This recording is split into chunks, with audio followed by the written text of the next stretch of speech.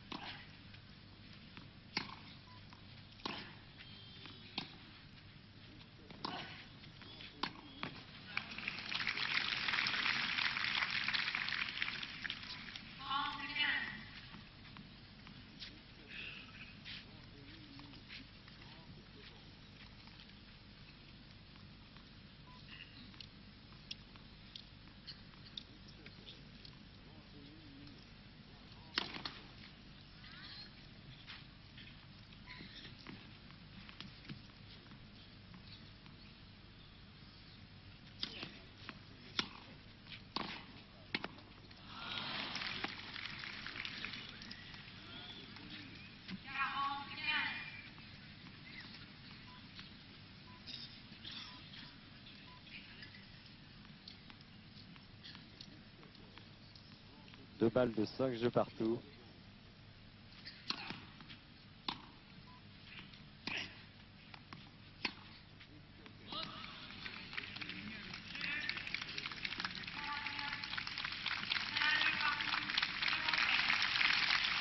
Étonnant ce Carlson au cours de la première manche. Il avait été mené 5 jeux à 2 avant de recoller au score et de s'incliner au tie-break.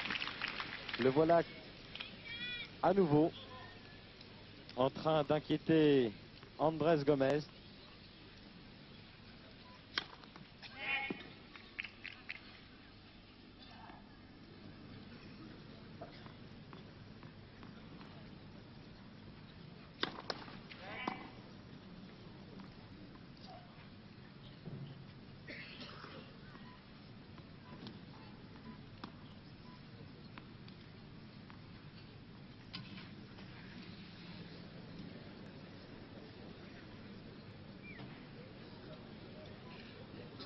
Ken Carlson, très nerveux.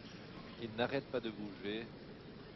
Yannick Noah, qui avait joué contre lui pendant le tournoi de Rome, disait d'une manière un peu humoristique que ce jeune joueur faisait à peu près 50 gestes, vous voyez là, avant de se mettre en route pour taper la balle. Et c'est vrai. Petit agité du bocal, pardonnez-moi l'expression, mais déjà un très fort joueur. Oui, oui.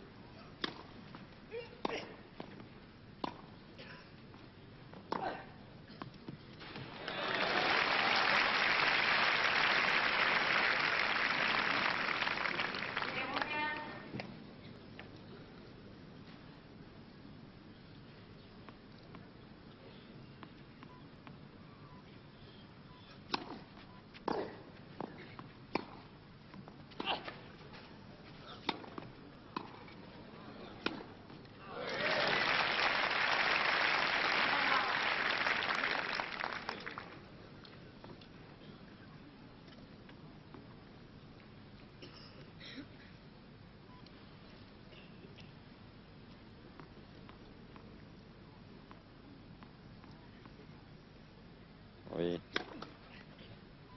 Et entre chaque coup, vous pourrez le constater, Ken Carlson lâche son grip de raquette et se souffle dans les mains. Étonnant.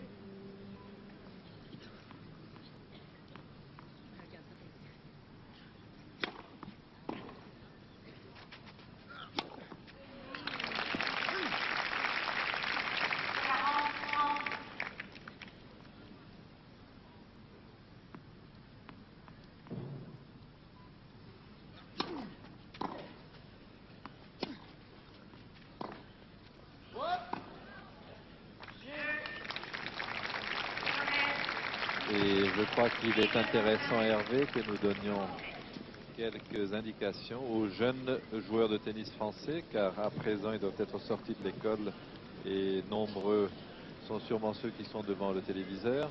Ken Carlson, ce jeune Suédois qui a 15 ans et demi, s'entraîne à peu près 1 heure par jour depuis l'âge de 13 ans, et auparavant il jouait à peu près 2 fois par semaine, mais s'entraîne avec beaucoup d'intensité et en outre fait quelque chose que beaucoup de joueurs de tennis devraient faire, et les jeunes spécialement. Il s'impose, Ken Carlson, 6000 sauts à la corde par jour, tous les jours de l'année. Alors quand on le voit bouger et faire tous ces mouvements, on se dit toujours, et on se le dit depuis le début du tournoi, que Ken Carlson va peut-être être fatigué au bout d'un set, de 2 sets. Eh bien non, Ken Carlson n'est jamais fatigué apparemment. Il va au bout de 2, 3, 4, 5 sets aussi facilement que les autres, et il n'a que 15 ans et demi.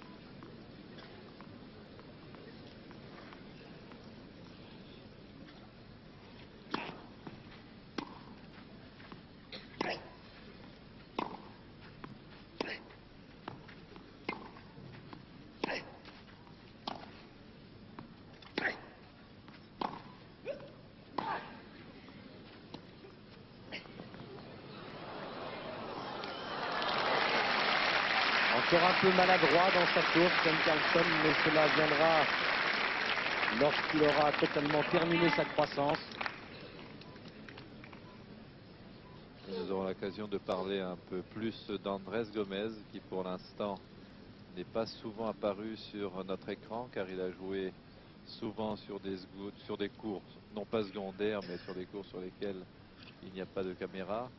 Et là, quand il a joué sur le 2 ou le 1, nous avions des parties à passer sur le central. Andrés Gomez, équatorien, qui fait partie des 10 meilleurs joueurs du monde en tous les cas, et sûrement des 5-6 meilleurs sur terre battue, et qui risque de provoquer des surprises sur ces internationaux de France 84, où on n'attend pas tellement, car on ne parle pas suffisamment de lui.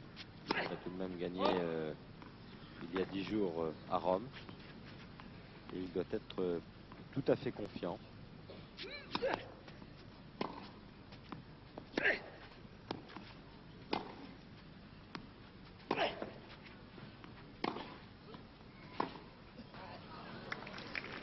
Souvent pris lorsque son adversaire change d'effet.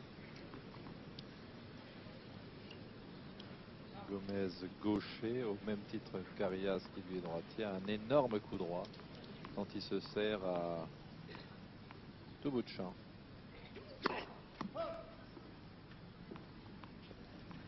Regardez comme il se décale là pour essayer de trouver son coup droit. Il est complètement dans la ligne du couloir.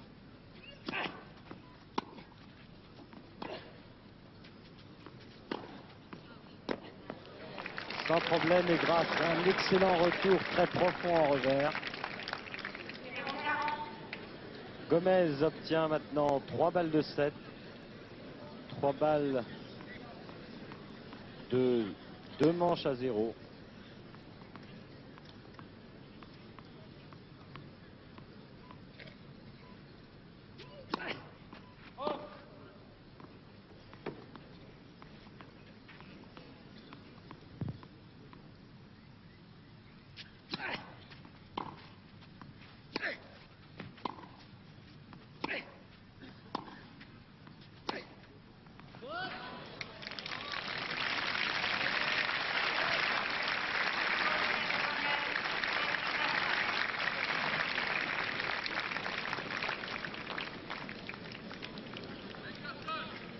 Deuxième manche remportée donc par Andrés Gomez sur le score de 7 jeux à 5.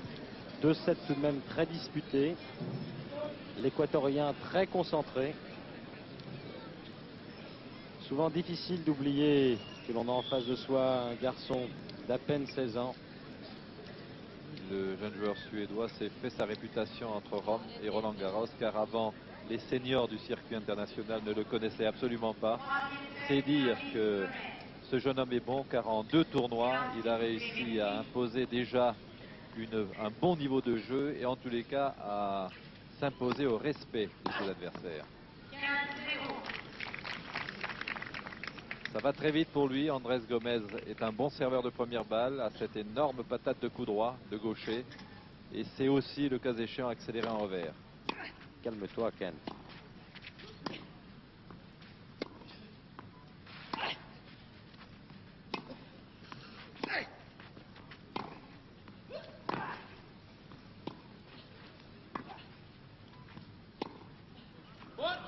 Dommage qu'Andrés Gomez n'ait pu conclure cet échange, car c'est en alternant les balles liftées et les balles coupées, les changements de rythme, qu'il prendra de court le jeune Suédois.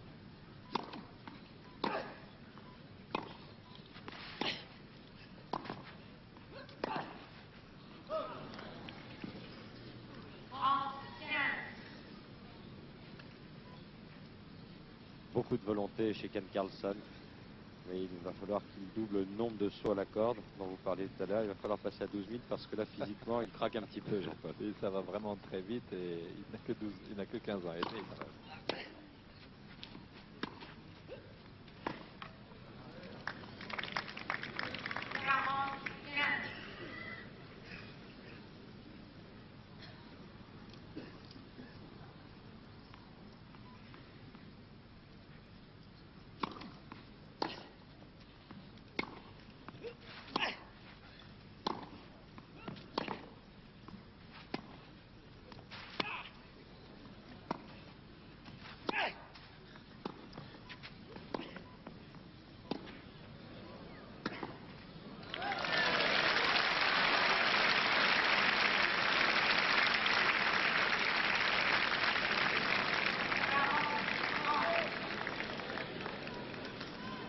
Échange de sourires bien sympathique entre les deux joueurs.